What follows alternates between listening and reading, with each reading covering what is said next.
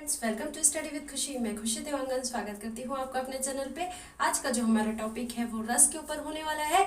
आज हम रस से कैसे क्वेश्चन पूछे जाते हैं, क्या परिभाषा है रस की, कितने प्रकार हैं, कितने अंग हैं, किन किन चीज़ों में कंफ्यूजन होता है, उसे आज पूरे विस्तार से देखेंगे। और देखेंगे कि रस के जो स्थायी भाव हैं, जो हमें याद करने में थोड़ा कठिनाई होता है, उसे कैसे इजीली याद कर सकते हैं। क्या क्वेश्चन है जो हमें एग्जाम में कंफ्यूज करता है, उसे पूरे विस्तार से देखेंगे। तो आप वीडियो को लास्ट तक देखिएगा। अगर वीडियो अच्छा लगेगा तो ज़्यादा से ज़्यादा लोगों तक शेयर भी कीजिएगा, ताकि मैं भी मोटिवेट हो सकूँ आप लोगों के बीच हमेशा ऐसे यूजफुल कंटेंट के साथ हाजिर रहने के लिए। और अगर आपको इसका PDF चाहिए तो आप मेरे टेलीग्राम चैनल स्टडी विद खुशी में जाकर भी इसे डाउनलोड कर सकते हैं। तो ठीक है, फिर आज का वीडियो स्टार्ट करते हैं। तो चलिए देखते हैं रस की क्या परिभाषा है। तो रस की परिभाषा जानने से पहले हमें ये पता होना चाहिए, हम हिंदी व्याकरण पढ़ रहे हैं ना, और उसे हिंदी व्याकरण में हिंदी साहित्य है, और इस हिंदी साहित्य को लिखने की, लेखन की दो पद्धतियाँ होती है, वो आपको पता होनी चाहिए। दो पद्धति कौन कौन सी है? एक तो है गद्य और दूसरा है काव्य। काव्य यानी पद्य, है ना। एक गद्य है, दूसरा पद्य, यानी जो कविता के फॉर्म में है उसे ही हम काव्य कहते हैं, पद्य कहते हैं, है ना। और जो रस है वो इसी काव्य की आत्मा होती है। मोस्ट इंपॉर्टेंट लाइन है, याद रखिएगा। एग्जाम में पूछा जाता है डायरेक्टली कि काव्य की आत्मा क्या होती है, रस देतेगा, अलंकार, छंद, है ना। तो इस तरह से आपको पता होना चाहिए कि काव्य की आत्मा क्या है, रस है। 1 नंबर आपका यहीं से बन जाता है, ठीक है। अब यानी अगर हम रस की परिभाषा की बात करें तो जिससे हमें हृदय को हर्ष हो रहा है, खुशी हो रही है, मन को शांति मिल रही है, दिमाग को स्थिरता मिल रही है, इन सभी चीज़ों का अनुभव हो रहा है, यानी अर्थात हमें आनंद की अनुभूति हो रही है, वही क्या है, रस है।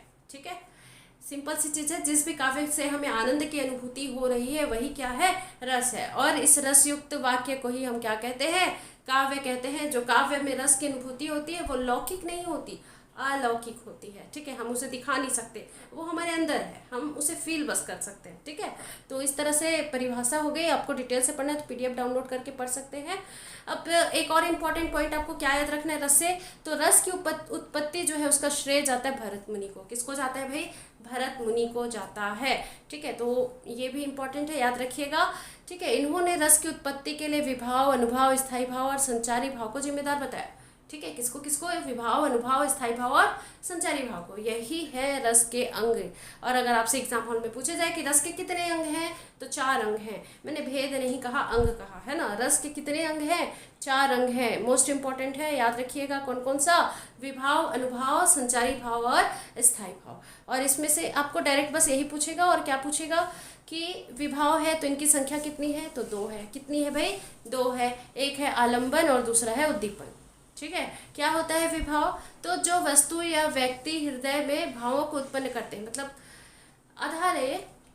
ठीक है, जो भाव को उत्पन्न करते हैं उसे क्या कहते हैं, विभाव कहते हैं। इनकी संख्या कितनी है, 2 है। जैसे आलंबन और उद्दीपन, तो आलंबन क्या होता है, आश्रय यानी आधार, मतलब जिसके प्रति हमारे जो मन में भाव उत्पन्न हो रहे हैं वो क्या है, आलंबन है। और उद्दीपन जो उसको बढ़ा दे रहा है, स्थित जो भाव है उसको उद्दीप्त कर दे रहा है, उसको और बढ़ा दे रहा है, उसे हम उद्दीपन कहेंगे। ठीक है, तो आपको ये पूरा डिटेल से नहीं जानना है, बस आपको याद रखना है कि जो विभाव है उसके कितने संख्या है, 2 है। एक आलंबन, दूसरा उद्दीपन। ठीक है, अनुभाव से भी आपको क्या याद रखना है भैया कि इनकी संख्या कितनी है, 4 है, 8 है, सॉरी, इनकी संख्या कितनी है, 8 है। हृदय में जो उत्पन्न भाव है उसको व्यक्त करने के लिए शरीर से के जिन अंगों का हम प्रयोग करते हैं, अनुभव मतलब जो हरकत करते हैं, शरीर से जो हम हरकत करते हैं ना, वही क्या है भाई, अनुभव है ना, अनुभव है। तो इनकी संख्या कितनी है, 8 है, ये याद रखना है आपको। संचारी भाव जो है हृदय के भावों को स्थानीय भावों के साथ संचालित किया जाता है, मतलब ये पल पल बदलते रहते हैं, स्थिर नहीं होते, है ना। जो संचारी भाव है वो पल पल बदलते रहते हैं हमारे माइंड में। एक पल कभी हम खुश हो गए, कभी दुखी हो गए, है ना, इस तरह से बार बार वो कंटिन्यू बदल रहे हैं, तो उसे हम क्या कह रहे हैं, संचारी भाव। और इनकी संख्या कितनी है भाई, 33 है। तो इंपॉर्टेंट है, ये सारी चीज़ें याद रखिएगा। और स्थायी भाव मतलब ये जो भाव है ये स्थायी रूप से होते हैं, इसलिए इसे स्थायी भाव कहते हैं। हम जैसे किसी चीज़ को देख रहे हैं और एकदम दुखी हैं तो एकदम दुखी ही हो गए हैं, अंतिम अवस्था तक हम दुखी ही हैं, तो क्या हो गया, उस जो दुखी है वो एक स्थायी भाव है। और इसका जो मुख्य चीज़ क्या है, देखिए इसमें आपको स्थायी भाव से क्या पूछेगा, देखिए ये तो प्रधान भाव भी कहते हैं, लेकिन इससे क्या पूछेगा कि वर्तमान में अगर पूछता है कि वर्तमान में स्थायी भाव की संख्या कितनी है तो 11 है, मुख्य रूप से कितनी है तो 9। अगर सिर्फ पूछे स्थायी भावों की संख्या कितनी है तो 9 है, लेकिन वर्तमान अगर जोड़ देता है तो कितने हैं 11 है। और इसे लास्ट में और बताऊंगी कैसे इसका क्वेश्चन घुमा फिरा के पूछता है। तो आपने इसे क्या समझा, इंपॉर्टेंट जो है वो मैं बता रही हूँ, एक बार में सुनिए और याद रखिएगा। रस के कितने अंग है, 4 है, विभाव, अनुभाव, संचारी भाव और स्थायी भाव। और इसमें भी आपको कैसे याद रखना है, देखिए विभाव में विभाव की संख्या कितनी है भाई 2 है, अनुभाव की संख्या कितनी है 8 है, संचारी भाव की कितनी है 33 है, और स्थायी भाव की कितनी है तो 9 है, ठीक है। और वर्तमान में बोला जाए तो 11 है। तो ये संख्या है जो इंपॉर्टेंट है याद रखने के लिए आपको, इससे बस ऐसे ही क्वेश्चन पूछेगा। अब रस के प्रकार देख लेते हैं। तो रस के मुख्यतः 9 प्रकार होते हैं। कितने प्रकार होते हैं 9। ये भी इंपॉर्टेंट है याद रखिएगा, रस के कितने प्रकार हैं 9 हैं। फिर भी हम 10 और 11 रस भी पढ़ते हैं, ठीक है। 10वां और 11वां पढ़ते हैं, वो क्यों पढ़ते हैं कैसे पढ़ते हैं वो मैं आगे बताऊंगी। लेकिन मुख्य रूप से देखा जाए तो रस के 9 प्रकार हैं। एक तो है श्रृंगार रस, ठीक है, हास्य रस, रौद्र रस, करुण रस, वीर रस, अद्भुत रस, विभत्स रस, भयानक रस, शांत रस, ठीक है। तो इसके लिए बहुत सारे ट्रिक आते हैं, लेकिन आप ट्रिक से याद नहीं रखेंगे, एकदम इजी है भाई, ऐसे ही याद रख सकते हैं। देखिए कैसे। श्रृंगार रस, श्रृंगार मतलब भाई अगर कोई स्त्री है वो श्रृंगार कर रही है तो आपको उसको देख के प्रेम आएगा, है ना। तो सिंपल सी चीज़ है, श्रृंगार रस है, ठीक है। तो श्रृंगार रस का जो स्थायी भाव है वो रति होगा, रति यानी प्रेम, है ना। श्रृंगार रस का स्थायी भाव रति। हास्य रस, हास्य मतलब ऐसे ही समझ में आ रहा है, हम जब भी कोई कॉमेडी सीरियल्स देखते हैं, कपिल शर्मा उसका शो देखते हैं तो हमें हंसी आती है, बस वही है हास्य रस, है ना। तो ये जो हास्य रस है इसका स्थायी भाव क्या है हास। रौद्र रस, रौद्र मतलब गुस्सा आना, है ना। तो रौद्र मतलब क्या है, इसका जो स्थायी भाव क्या है क्रोध, स्थायी भाव क्या है इसका क्रोध। करुण रस मतलब हमें किसी को देखकर दया आती है, करुणा उत्पन्न होता है, उसे ही हम करुण रस कहेंगे, और इसका स्थायी भाव क्या होगा शोक, ठीक है। वीर रस, वीर मतलब हमें एकदम लग रहा है कि हमारे अंदर बहुत एनर्जी है, ताकत आ गई है, हम किसी से भी लड़ सकते हैं, है ना। तो क्या है भाई वीर रस, इसका स्थायी भाव क्या होगा उत्साह, ठीक है। अद्भुत रस यानी हमने किसी चीज को देखा, पहले कभी देखा नहीं था, अचानक से देखा, हमें एकदम आश्चर्य होने लग गया, ठीक है। तो अद्भुत चीज देख ली हमने इसलिए आश्चर्य हो रहा है। जैसे पीके मूवी में देखे आप, वो आया था, अगर सबको पता चल जाता कि वो एलियन है तो सब आश्चर्य से उसे देखते हैं, अद्भुत हो जाता, वैसे ही है, ठीक है। आश्चर्य, इसका जो स्थायी भाव क्या है आश्चर्य। विभत्स, विभत्स मतलब क्या होता है घृणा, जो गुस्सा, है ना। मतलब हम किसी चीज को देख रहे हैं उससे हमें एकदम घृणा आ रही है, तो उसके लिए जो रस उत्पन्न हो रहा है उसे ही हम विभत्स रस कहेंगे। और इसका जो स्थायी भाव है इसे जुगुप्सा या घृणा करके आप याद रखेंगे, क्योंकि एग्जाम में अगर पूछ दिया विभत्स रस का स्थायी भाव क्या है और जुगुप्सा दिया तो आपको समझ नहीं आएगा, है ना। तो कुछ तो अजीब है तो उसे आप याद रख सकते हैं ऐसे। अद्भुत का नहीं हो सकता, हास्य का नहीं हो सकता, श्रृंगार का, तो ऑप्शन देखकर भी आप बना लेंगे। तो विभत्स का क्या है जुगुप्सा या फिर घृणा। वैसे ये भयानक रस है, तो भयानक में भय दिख रहा है ऑलरेडी, इसलिए इसका स्थायी भाव भी भय है। और शांत रस मतलब शांत है, कोई किसी प्रकार की हलचल नहीं, एकदम शांत रहने का मन कर रहा है, इसका स्थायी भाव क्या होगा निर्वेद या फिर वैराग्य, ठीक है। क्या बोला मैंने, निर्वेद या फिर वैराग्य। तो ये हो गया शांत रस, ठीक है।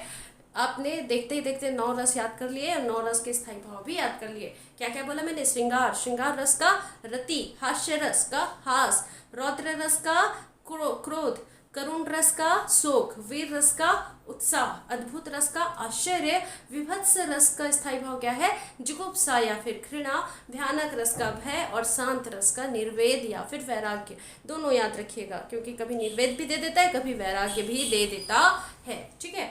ये तो हो गए मुख्य रूप से 9। अब 10वां रस क्या है, तो वात्सल्य रस। क्या है वात्सल्य रस, और इसका स्थायी भाव क्या है वात्सल। जो माँ अपने बेटे से, बच्चों से प्यार करती है उसे हम कौन से रस के अंतर्गत रखते हैं, वात्सल्य रस के अंतर्गत रखते हैं। और भक्ति रस 11वां जो है भक्ति रस, ये जो हम भक्ति करते हैं देव के प्रति, जो भी अपने आराध्य हैं उनके प्रति, तो उनका जो स्थायी भाव है वो क्या है देव रति, ठीक है। तो ये तो हो गए आपके रस के प्रकार। थोड़ा सा छोटा छोटा सा, ज़्यादा डिटेल में नहीं पूछेगा, जो मैंने बताया बस वैसा ही पूछेगा, और इसको आपको अलग से याद करने की जरूरत नहीं है। जो मैंने स्थायी भाव बताया बस वैसे ही, या रस की संख्या पूछेगा, रस का स्थायी भाव पूछेगा, है ना। फिर भी एक बार थोड़ा सा डिटेल में देख लीजिए। श्रृंगार रस, श्रृंगार रस क्या है, जब काव्य में मौजूद जो भी काव्य लिखा गया है उसमें जो नायक है नायिका है उनके मन में बसा प्रेम हमें दिखाई देता है ना, तब उसे हम श्रृंगार रस कहते हैं, ठीक है। और श्रृंगार रस को रसपति या रसराज भी कहते हैं। मोस्ट इंपॉर्टेंट है, रसपति या रसराज किसे कहते हैं? श्रृंगार रस को, ठीक है। और इसका स्थायी भाव होता है, हमने देखा रति। अब देखिए ये भी दो प्रकार के होते हैं, एक तो संयोग श्रृंगार होता है और एक वियोग श्रृंगार। संयोग श्रृंगार में मतलब परस्पर मिलन को दिखाया जा रहा है, नायक नायिका के मिलने का वर्णन हो रहा है। वियोग श्रृंगार में बिछड़ने का वर्णन हो रहा है।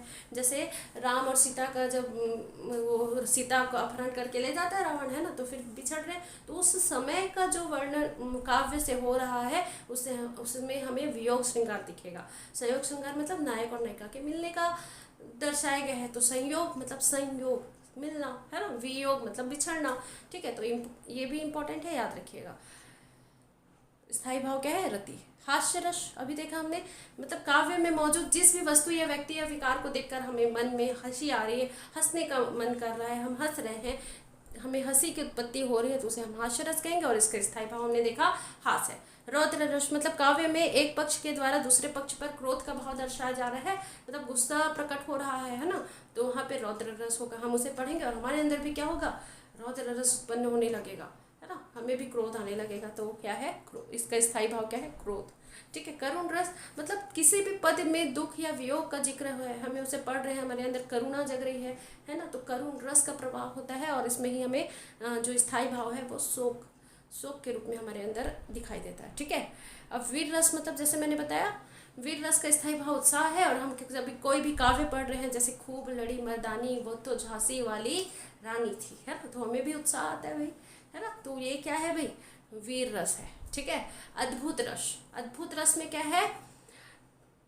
जब हम काव्य में किसी वस्तु या व्यक्ति को देखकर हृदय में हमारे अंदर क्या होता है? आश्चर्य का अनुभव होता है, आश्चर्य का भाव उत्पन्न होता है, उसे ही हम अद्भुत रस कहते हैं। और इसका जो स्थायी भाव है वो आश्चर्य है। विभत्स रस मतलब जब हम किसी पद में उपस्थित घृणित चीज़ों को देखकर, मतलब कोई भी चीज़ें जिसको देखकर हमें घृणा आ रही है, तो उनके बारे में जानकर सुनकर जो मन में घृणा या ग्लानि का भाव उत्पन्न होता है, तब वहाँ विभत्स रस होता है। और इसका स्थायी भाव क्या है? जुगुप्सा या फिर घृणा, ठीक है। भयानक रस मतलब जब हम कोई भी काव्य पढ़ रहे हैं और उसमें घटित घटना के बारे में सोचकर मन में भय उत्पन्न हो जा रहा है, भूत प्रेत के बारे में सोच रहे हैं, डर हो जा रहा है, तो उसे हम क्या कह रहे हैं? भयानक रस। और इसका स्थायी भाव भी क्या है? भय है, ठीक है। शांत रस मतलब काव्य में दुख सुख आश्चर्य द्वेष राग कुछ भी मौजूद नहीं है, बस हम उसे पढ़ रहे हैं और मन जो हमारा शांत हो जा रहा है, वैराग्य में पहुंच जा रहे हैं, तो उसे ही हम क्या कह रहे हैं? शांत रस। और इसका स्थायी भाव निर्वेद है या फिर वैराग्य है, जैसे मैंने आपको स्टार्टिंग में बताया, ठीक है। वात्सल्य रस, वात्सल्य रस में क्या है? जब काव्य या किसी पद में माता पिता के प्रति सम्मान, गुरु के प्रति सम्मान, अपनों से बड़ों का आदर दर्शाया जा रहा है, तो वहाँ पर हमें क्या दिख रहा है? वात्सल्य रस। और इसमें मुख्यतः माँ जो अपने बच्चे से प्यार करती है उसे दर्शाना है, तो वात्सल्य रस ही कहेंगे उसे, है ना। और इसका स्थायी भाग क्या है भाई? अनुराग है, ठीक है। अब देखिए भक्ति रस, ये आपका 11वां रस है और अंतिम है। तो इसमें क्या है? जब काव्य में मुख्य तौर से ईश्वर के प्रति प्रेम दर्शाया जा रहा है, भक्ति भाव दर्शाया जा रहा है, तो वहाँ भक्ति रस होता है। और इसका स्थायी भाव क्या है? देव रति, ठीक है। तो ये तो हो गए रस के पूरे प्रकार। अब क्या इंपॉर्टेंट रखना है आपको याद, ये देख लीजिए एक बार, कि जो भरत मुनि हैं, जिन्हें हमें रस के खोजकर्ता के बारे में हम मतलब देखे अभी, है ना, भरत मुनि के बारे में, इन्हीं भरत मुनि ने रसों की संख्या कितनी मानी है? 8। अगर एग्जाम में पूछा जाए कि भरत मुनि के अनुसार रसों की संख्या कितनी है, तो आपको टिक करना है 8 पे। मुख्य रूप से रसों की संख्या कितनी है? 9। और व्यापक रूप से मतलब समग्र रूप से या वर्तमान में रसों की संख्या कितनी है बोला जाए तो कितना याद रखना है? 11। अगर नाटक में रसों की संख्या कितनी है पूछा जाए तो आपको याद रखना है 8, क्योंकि नाटक में शांत रस को रस नहीं माना गया है, ठीक है। और श्रृंगार रस को रसपति या रसराज कहा जाता है। सभी रसों का राजा कौन है? तो श्रृंगार रस है। तो ये तो हो गया आपका रस। इससे ऐसे ही क्वेश्चन पूछे जाते हैं, आप इसे एक बार 2 बार देखिए, आपको पूरी तरह से याद हो जाएगा। कोई टफ क्वेश्चन नहीं आता है, बहुत ईजी आता है कि रस के अंग कितने हैं, 4, रस के प्रकार कितने हैं, तो 9। मैंने किस किस तरीके से कितने प्रकार बताए वो आपको याद रखना है। विभाव क्या है, अनुभाव क्या है, संचारी भाव क्या है, स्थायी भाव क्या है, ये तो आपने देख लिया। इनकी संख्या इंपॉर्टेंट है, याद रखिएगा। जैसे अनुभाव के 8 है, संचारी भाव 33 है, स्थायी भाव कितने हैं? 9 है, और वर्तमान में 11 है, ठीक है, वो देखा आपने। और विभाव कितने हैं? तो 2, आलंबन और उद्दीपन, नाम याद रखिएगा, ठीक है। तो ये तो हो गए पूरे रस। तो आज का जो हमारा टॉपिक है वो यहीं तक था। ऐसे ही बेहतरीन वीडियो के साथ मैं हमेशा आप लोगों के बीच हाजिर रहूंगी। वीडियो को लास्ट तक देखने के लिए thank you so much. Channel पर बने रहने के लिए थैंक यू सो मच। अगर आपने चैनल को अभी तक सब्सक्राइब नहीं किया है तो चैनल को सब्सक्राइब जरूर करें और बेल आइकन को प्रेस करना ना भूलें ताकि मेरे वीडियो की नोटिफिकेशन आपको टाइम पर मिलते रहे। मिलते हैं नेक्स्ट वीडियो में। Thank you so much.